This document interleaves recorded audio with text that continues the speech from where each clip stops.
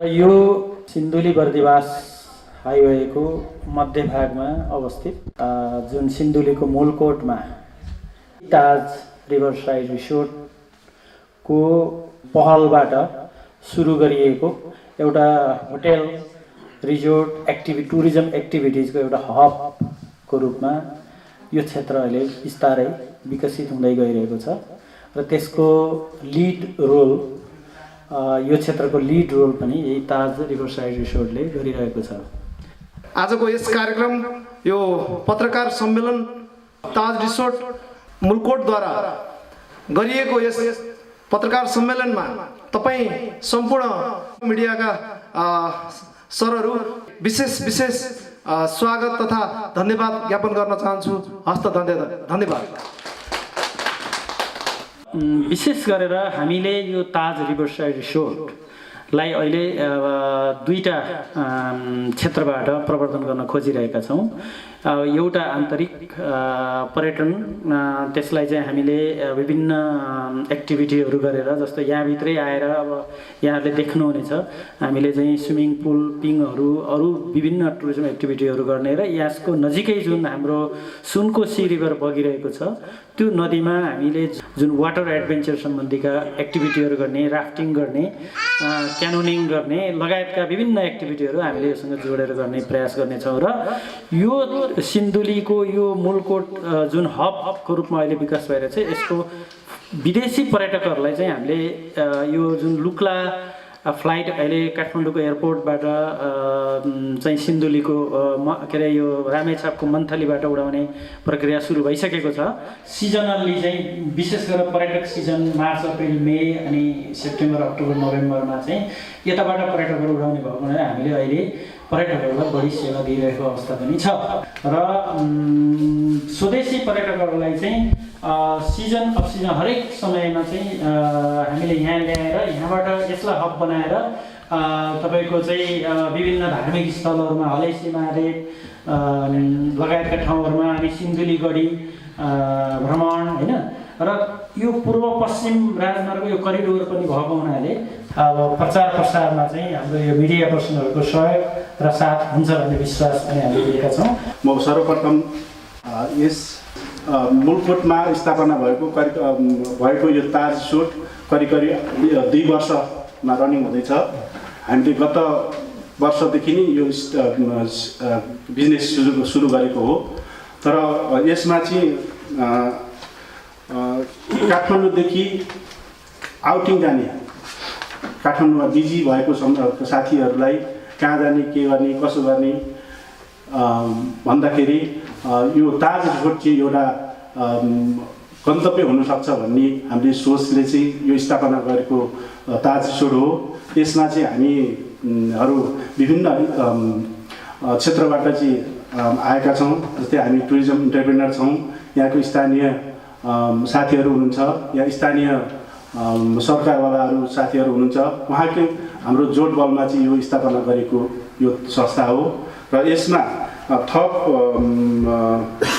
जानकारीको लागि हामीसँग अहिले यो यस ताज रिभरसाइड रिसोर्टमा हामीसँग 30 वटा कोठाहरू छन्। त्यस्तै हामीसँग स्विमिङ पुल लगायत विभिन्न किसिमका, जस्तै हाइकिङ गर्न सकिने, हर्स राइड गर्न सकिने, धार्मिक पर्यटन स्थलहरू जान सकिने ठाउँहरू चाहिँ यहाँ प्रशस्तै पाइन्छ। अब विशेष गरेर हामी यो ताज रिसोर्ट चाहिँ काठमाडौँबाट जम्मा 100 किलोमिटरको हाराहारीमा ड्राइभ गरेर यो सिन्धुली बर्दिवास हाइवे जो अहिले अलिकति सुधारात्मक, अब यहाँले आज आउँदा देख्नुभयो होला कहीँ अलिकति अप्ठ्यारो ठाउँहरू पनि अहिले स्तर उन्नति भइरहेको अवस्था छ। र यो पूर्व पश्चिम हाइवेको मध्यभागमा यो पूर्व पश्चिम सिन्धुली बर्दिवास भनौँ न, अब बर्दिवास र काठमाडौँको ठ्याक्कै 95 किलोमिटर यो क्षेत्रमा हो। त्यस कारणले योदेखि उता फेरि 95 किलोमिटर गरेपछि हामी ठ्याक्कै तराईको बर्दिवासमा निस्किन्छौँ।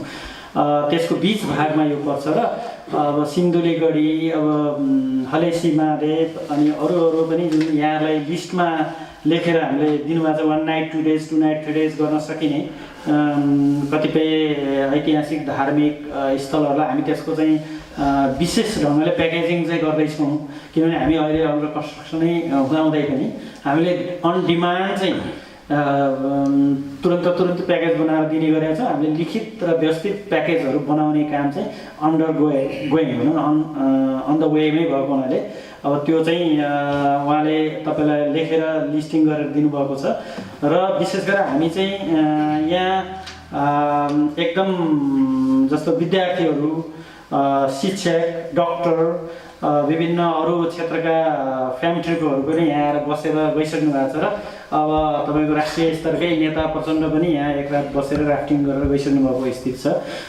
जस्तो प्याप्सनले पनि अस्ति भर्खरै यहाँ आफ्नो कार्यक्रममै यहीँ सञ्चालन गरेर 2 रातको 3 नम्बर प्रदेशको मन्त्रीमण्डलले सबै 3 नम्बर प्रदेशको मन्त्रीमण्डलले यहाँ बसेपछि यहाँ राष्ट्रिय सभाका अध्यक्ष यहाँ पनि आएर चाहिँ यो ठाउँ अवलोकन गरेर गइसक्नु भएको छ बसेर।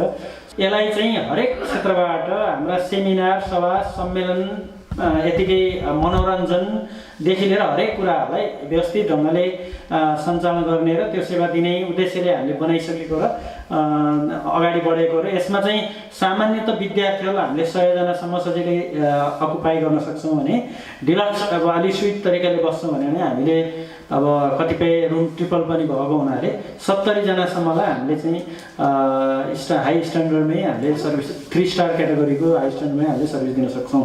त्यो हिसाबले हामीले यसलाई विकास गरिरहेका छौँ। कतिपय कुराहरू कम्प्लिट हुन बाँकी यहाँले देख्नुहुन्छ। यो जुन सुनकोसीको अलिकति पारिपट्टि पारिपट्टि गएर अलि माथि जानुभयो भने त्यहाँ माझी गाउँ छ हैन। माझीहरू भनेको यहाँको एकदम टिपिकल हुनुहुन्छ। हाम्रो यहाँ सञ्चालक पनि हुनुहुन्छ माझी भित्रैबाट। यो हाम्रो प्रपर्टीको ओनर पनि हुनुहुन्छ उहाँ केही क्षेत्रको। भनेपछि उहाँहरूको चाहिँ त्यो माझीहरूको चाहिँ कल्चर जुन छ त्यो चाहिँ हामीले यहाँ अब यो सबै कुरा व्यवस्थित भइसकेपछि हप्तामा या डिमान्ड अनुसार चाहिँ त्यो कल्चरलाई हामीले यहाँ ल्याएर प्रेजेन्टेसन गर्न सक्छौँ। र यहाँ सानो त्यो माथिको पुल पनि बनिसकेको छैन। अब भिजिटिङ साइट सिइङ गर्न जाँदाखेरि उहाँहरूको गाउँघरमा त्यो टिपिकल लोकल लाइफमा आधारित हैन। र माझीहरूको चाहिँ जसरी तपाईँको चाहिँ चितवनमा थारू कल्चर हुन्छ त्यसरी नै यहाँ माझीहरूको चाहिँ अलग्गै कल्चर एकदम टिपिकल इन्डिजिनियस कल्चर छ। त्यो कल्चरलाई हामीले योसँग जोडेर एक्सप्लोर गर्न सक्छौँ। यो भिजिट नेपाल 2020 लक्षित भन्नुभएको छ होइन, यो चाहिँ आन्तरिक पर्यटकको लागि भन्नुभएको छ कि वा बाहिर पर्यटक ल्याउन खोज्नु भएको छ कि त्यसमा चाहिँ मिडियाले के गर्न सक्छ, मिडियाको भूमिका के हुनसक्छ त्यसमा पनि भन्नु। पर्यटन भिजिट नेपाल 2020 लक्षित चाहिँ यो हाम्रो आजको कार्यक्रम होला। तर हामी टोटल यति 1 वर्षलाई मात्रै टार्गेट गरेर यो भएको त होइन।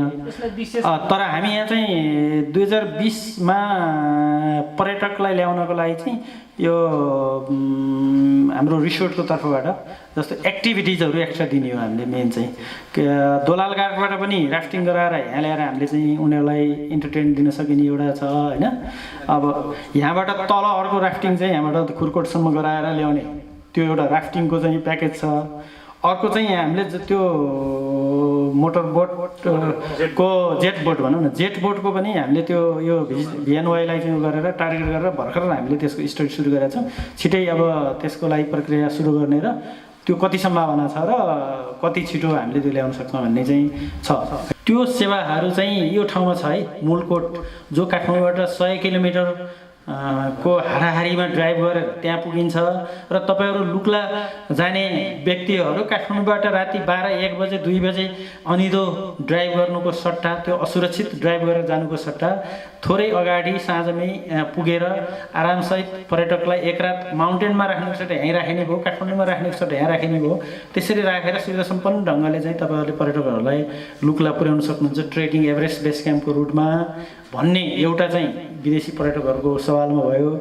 हामीले यो सुनकोशी गाउँपालिकाले, यो हाम्रो गाउँपालिका सुनकोशी हो, सुनकोशी गाउँपालिकाले मुलकोट भनेको टुरिज्म हब हो, यो मुलकोटको सान हो, त्यो अझ ठुलो सान बढाइदियो ताज रिसोर्टले भनेर चाहिँ हाम्रो सुविधालाई, सेवा सुविधालाई मन पराएर एउटा चाहिँ के अरे गाउँपालिकाले पनि जिल्लाले पनि सानको रूपमा लिएको छ। हामीले यो यही कुराहरू हजुरहरूसँग सेयर गर्न चाहन्छौँ।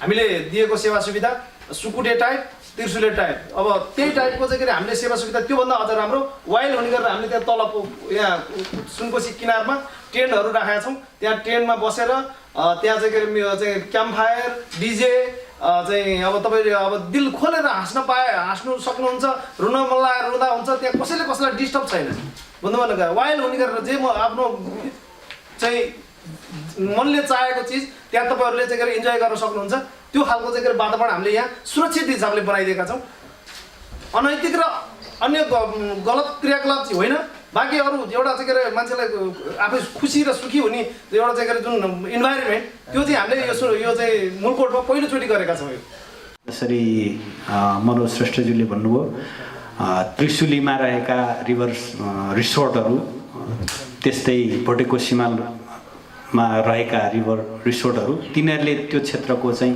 पर्यटकीय आकर्षण बढाएका छन् पक्कै पनि मलाई लाग्छ यो सिन्धुलीमा रहेको मुलकोटको पर्यटकीय गन्तव्य यहाँका व्यवसायीहरू रिसोर्ट सञ्चालकहरू होटल व्यवसायीहरूले यस क्षेत्रलाई आन्तरिक र बाह्य पर्यटकलाई आकर्षित गर्नुहुनेछ रामेछापमा स्तरीय होटलको व्यवस्था नहुनु र काठमाडौँबाट रामेछापसम्म आउँदाखेरि पर्यटकहरूलाई लामो दूरी पार गर्नुपर्ने झन्झटिलो अवस्था थियो त्यसैलाई मध्यनजर गरेर हुनसक्छ यो मुलकोटले विदेशी पर्यटकहरूलाई त्यसरी आकर्षित गरेको छ भने स्वदेशी पर्यटकहरू नेपाली पर्यटकहरू अहिले घुम्नलाई बढी रुचाउँछन् यस्तै ठाउँहरू मतलब रिभर्स नदी नाला पहाड घुम्न र त्यहाँको चाहिँ प्राकृतिक सौन्दर्यता अवलोकन गर्न मलाई विश्वास छ यो आन्तरिक पर्यटकलाई पनि यो मुलकोटले आकर्षित गर्नेछ